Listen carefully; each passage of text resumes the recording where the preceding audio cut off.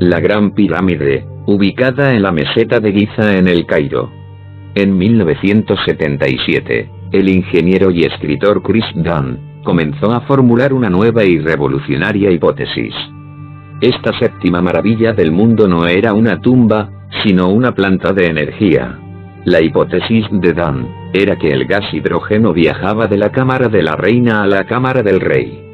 Luego las vibraciones de la cámara subterránea energizaban átomos de hidrógeno creando un rayo de microondas de energía. Pero luego en 1993, su teoría obtuvo un impulso, por un ingeniero alemán de robótica, Rudolf Gantenbrink, contratado para instalar ventiladores de ventilación en la cámara del rey. Envió un robot por un conducto muy pequeño para ver con qué estaba trabajando. De repente, el robot se detuvo y reveló una pequeña puerta de metal con 2 barras. Dunn concluyó que estos parecían electrodos. La explicación comenzó a tener sentido para los académicos, arqueólogos, ingenieros y periodistas, que solo parecían conectar su existencia con medios religiosos. Cuando observamos la Gran Pirámide, especialmente usando la hipótesis de una planta de energía de Giza de Chris Dunn, la vemos construida como una jaula de Faraday. Vemos el granito, arenisca, piedra caliza. Es una tecnología, es una planta de energía. Vemos estos obeliscos actuando como transmisores de energía. Estaban experimentando con energía electromagnética.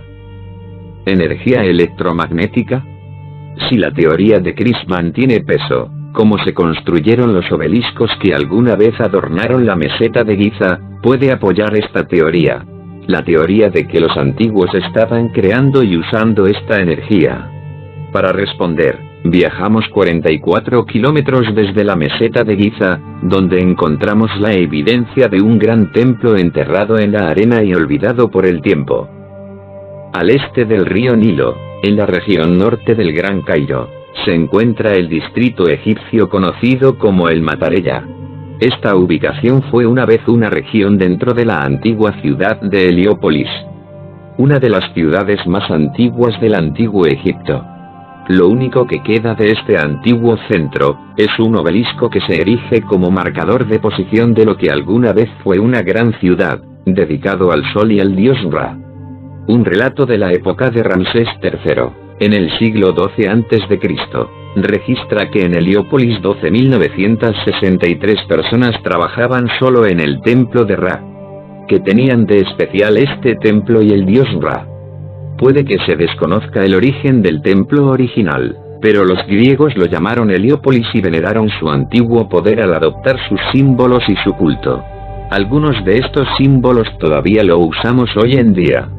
Los expertos creen que esta gran ciudad podría contener los secretos de un poder invisible. Es posible que podamos extraer de este templo caído la frecuencia invisible que una vez adornó la meseta de Giza. Pero primero debemos entender el significado del sol y el dios Ra. Este dios era el sol, pero no era únicamente el sol en sí, también era la luz del sol, era la vibración que conecta el alma. En la antigüedad, en el tiempo de la Atlántida, sabían que todo era mente, y se referían a la mente con el sonido R. Era el sonido para la cabeza, era la letra de los pensamientos, las ideas. Y la letra A, era el sonido del espíritu o del halcón. El halcón está en los cielos, el que todo lo ve desde arriba. Entonces el sonido Ra, sería el sonido que expresa la visión desde arriba y el pensamiento de Dios. Ra, nunca fue una persona, nunca fue un dios. A veces cometemos errores con la interpretación de la religión egipcia. Porque los egipcios compartían la información mediante jeroglíficos e iconos. Lo que hicieron los egipcios, es entender que lo divino era solo uno, como el sol, con muchos rayos. Entonces cada uno de los rayos tiene un color diferente, una geometría diferente, un aspecto diferente, un potencial diferente, un atributo diferente. Y la realidad que existe, solo es una proyección de la luz del sol. ¿Se podría haber entendido el potencial de la energía del sol a través del culto a Ra, o a través de la universidad más grande de la antigüedad? Podría decirse que Heliópolis no solo es una de las ciudades más antiguas de Egipto, sino que también fue la primera universidad. Y sabemos que la gente vendría de todas partes del mundo antiguo para aprender la sabiduría y el conocimiento egipcio en Heliópolis. Y aquí también había obeliscos, y estos obeliscos se usaban para marcar el tiempo. Sus sombras no solo daban las horas del día, también la longitud de las sombras de esos obeliscos indicaban qué época del año era, así también como los equinoccios, la época de los solsticios. Y todo esto fue parte de esta mayor comprensión de la sabiduría y el conocimiento egipcio que se remonta al principio. El hecho de que ahí en Heliópolis tenían este conocimiento de los calendarios y de los ciclos y del tiempo. Y esto, por supuesto, fue algo que influyó en todo el antiguo Egipto. Desde la época de las pirámides de Giza, esto controló a la realeza. Controlaba los rituales que harían los reyes y las reinas, y su calendario a lo largo del año. En otras palabras, todo comenzó en Heliópolis. Era visto como un lugar de creación. Incluso su nombre egipcio era Anu, lo que significaba la ciudad o el lugar del pilar, el lugar donde todo comenzó, el lugar de la piedra original de la creación conocida como Benben. Los 4 pilares. Para entender el culto de la adoración de Ra, eran lo que llamamos este, oeste, norte y sur. Por supuesto, en el norte, Ra, el sol, el que guía a todos. En el sur, Amun-Ra, que sería el lugar donde llamamos hogar, y luego Kepe-Ra, que es el naciente, en el este, el que está saliendo a la luz. Y el otro, Atum-Ra, que es la muerte y también lo invisible, donde la luz desaparece. Estos 4 pilares son los 4 aspectos de la luz, que los atlantes le llamaban Ur. Ur es el aspecto físico de la conciencia Ar. A partir de este aspecto de la comprensión, los egipcios terminaron creando estos 4 diferentes dioses que son los aspectos de un solo dios, que es el sol. Así que estos 4 aspectos también fueron tratados en la visión de la Atlántida. ¿Por qué eran tan importantes los ciclos del sol? Quizá los secretos yacen en el diseño de la estructura del templo, y su misterioso campo de obeliscos. Heliópolis fue extraordinaria porque es la piedra angular de la cultura egipcia, y especialmente de la cultura sacerdotal egipcia. Comenzó con un recinto rectangular sobre el cual se construyó una estructura, asemejándose a la reducción matemática del universo. Entonces, ese simple rectángulo fue una reducción matemática de todo lo que existe, en su forma más simplista. Luego colocaron una percha dentro de este recinto rectangular sobre el que se posaba el pájaro Bennu. Y con el tiempo se convirtió en un campo de obeliscos. De hecho, hay un cronista árabe que lo describe como un bosque de obeliscos porque cada faraón que se acercó a esa academia a lo largo del tiempo, agregó su propia firma. Uno de los símbolos más poderosos y potentes de Ra, es el obelisco.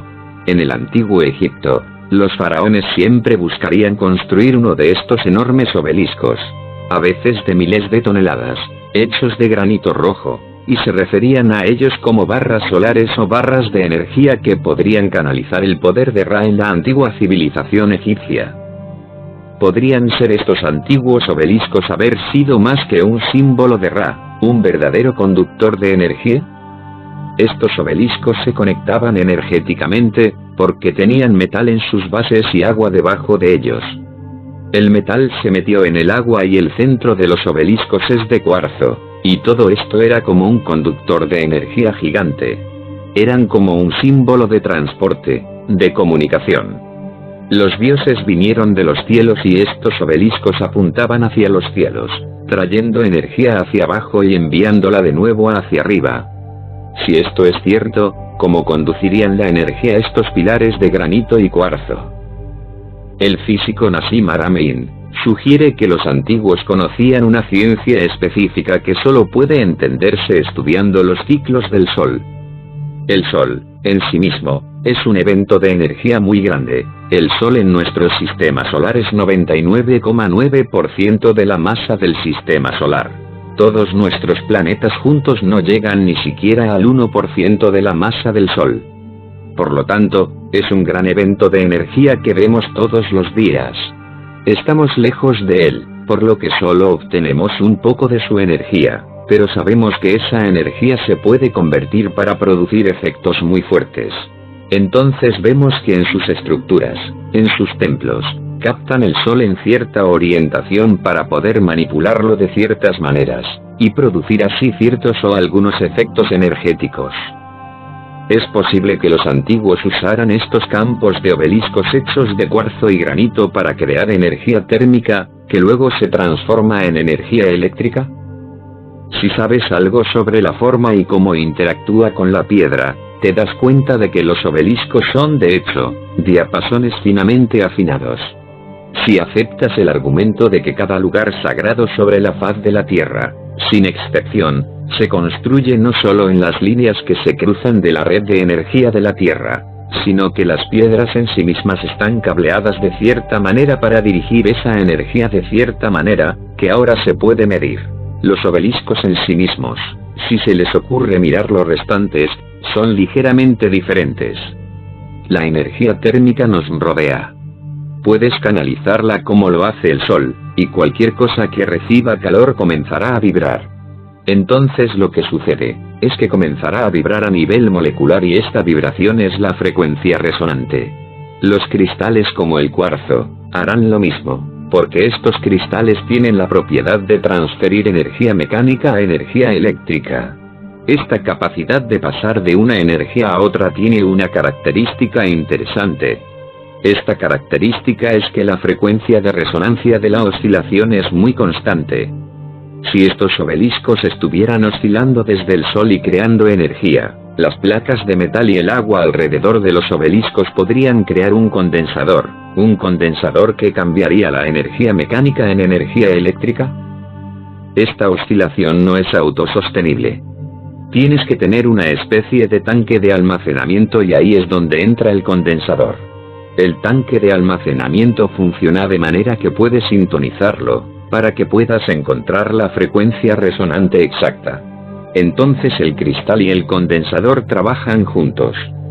El condensador es un componente eléctrico que almacena energía en un campo eléctrico. Cuando se usa dentro de un circuito, proporcionará la carga almacenada, una vez que se elimina el campo eléctrico, proporcionando así una corriente.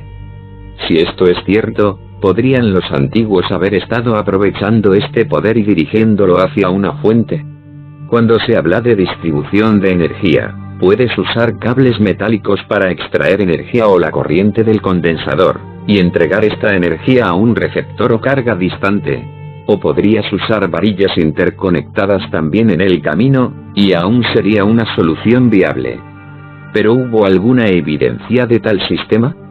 En 1994, un grupo de arqueólogos excavando los restos de un complejo funerario piramidal egipcio, de 4500 años de antigüedad, desenterraron un sofisticado sistema de cobre. La tubería de cobre se encontró dentro del templo, el más cercano a la pirámide, que se llamaba templo mortuorio. Si tales tuberías se usaron para transferir energía, ¿es posible que haya túneles ocultos o pozos que se construyeron para albergarlos? Aún no se ha explorado a fondo, ni se ha realizado una investigación de alcance completo debajo de la meseta de Giza.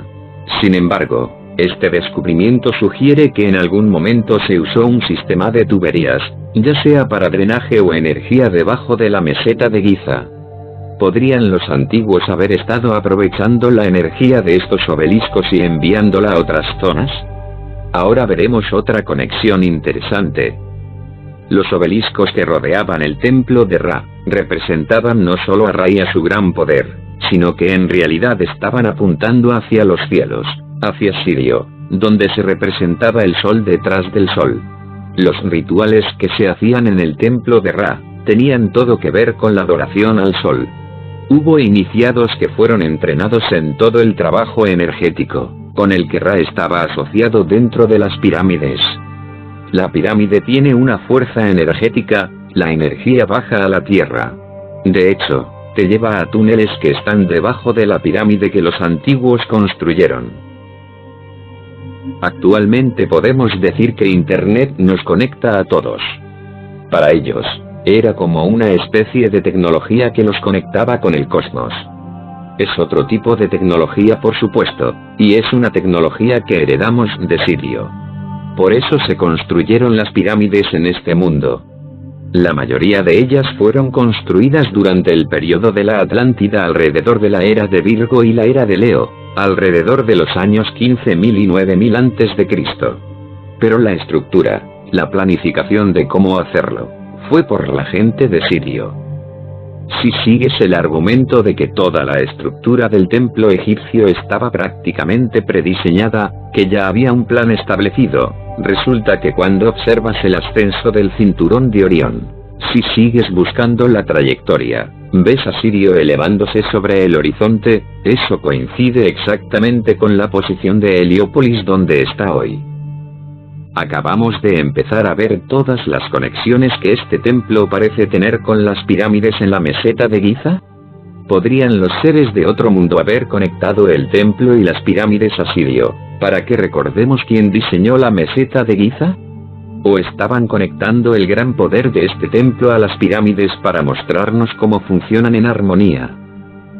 Chris Dunn explica que, aunque las pirámides y los obeliscos están separados, usan la Tierra como parte de un sistema oscilante. Para describir la central eléctrica de Giza, volvamos a la planta de energía o la fuente de la energía de la que se alimenta. Vamos a la Tierra, las energías la atraviesan, una vez que se conecta se vuelve como un oscilador acoplado. Un oscilador acoplado es un dispositivo que está conectado a un dispositivo vibrante más grande, está en sintonía o armónicamente sintonizado con ese cuerpo vibrante más grande. Y mientras el cuerpo vibrante continúe alimentando energía o vibrando, el oscilador acoplado vibrará en sintonía con él, extraerá energía de él. ¿Podrían los famosos obeliscos del templo de Heliópolis y la Gran Pirámide compartir la misma oscilación? En 2018, en el Journal Physics, se describen mediciones realizadas con equipos desde el interior de las cámaras de la Gran Pirámide de Giza en Egipto. Y lo que encontraron los científicos fue que dentro de las tres cámaras principales, hay una acumulación de energía electromagnética con unas longitudes de onda de entre 200 y 600 metros de longitud. Estamos hablando de ondas muy largas. Y cuando generaron las imágenes de la Gran Pirámide, se puede ver muy claramente cómo esa energía se concentra en la cámara del rey, la cámara de la reina y la cámara subterránea también. ¿Podrían los residuos de esta gran tecnología aún vibrar en la Gran Pirámide? ¿Pudieron la Gran Pirámide y las otras pirámides de la meseta de Giza haber sido construidas para contener y crear inmensas cantidades de energía electromagnética? ¿Y pudieron los numerosos obeliscos conectados con el templo de Heliópolis también ser construidos por la misma razón?